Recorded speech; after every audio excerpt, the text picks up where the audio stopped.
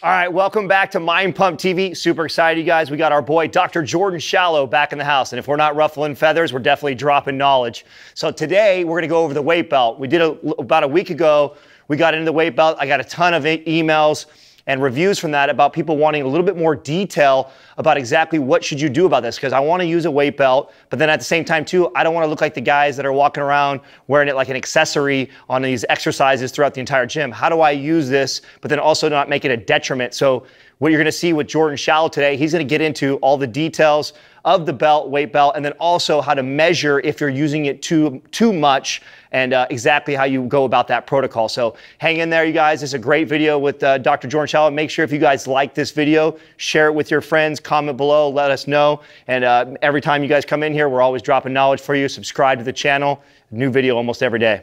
What's going on, guys? Today we're going to talk about lifting belts. Do you need to use them? When to use them? And what happens if you're too reliant on the stability that comes with using a weight belt in training? So oftentimes people, when they approach heavier weights in their squats or deadlifts, they'll start to put on a weight belt to help support their lower back. And this is great because the weight belt actually helps increase the circumferential distribution of pressure around your midsection. So as your stomach pushes out, the weight belt sort of wraps and supports the lower back all the way around. The problem is if you become too reliant on the weight belt as your weights increase and you have a discrepancy between what you can lift with a belt and what you can lift without. Now, a general rule of thumb for me is you want to keep that within about 75%. Anything less than that, you're going to leave yourself subject to injury when you start training without a belt, or even when you have that belt on. And the reason being is when you wear a weight belt, what it actually does is it really helps mimic the stability given by the muscle of the external oblique. So if we think about the anatomy of the external oblique, it's going to start behind the back onto the ribs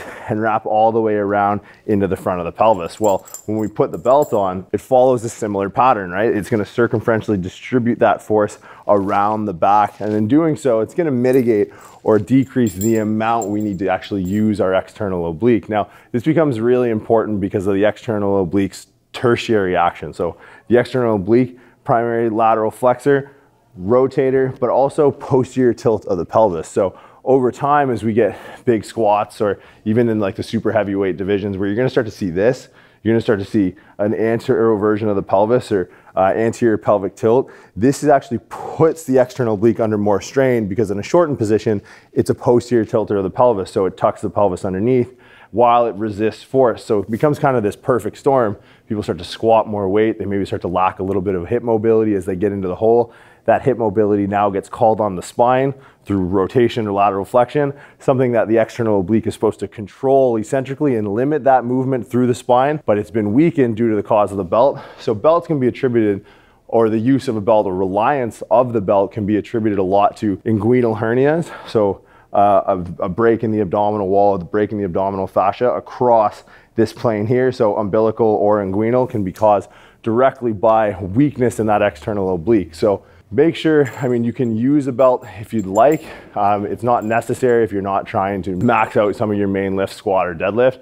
If you are looking to get the most pounds on the bar, it'll definitely be effective because of that circumferential distribution of pressure. But if you start to have a discrepancy from your top end strength, what you can lift with or without a belt, and that deviates outside of about 25%. So you should be able to lift 25% more with a belt safely. And if you find that top end strength goes too high, then do a beltless training cycle to help bring your beltless numbers back up, because that'll intuitively self-limit how much you can load to whatever your rate limiter of that movement is. And that's usually going to be that external oblique. So little food for thought when it comes to training with a belt.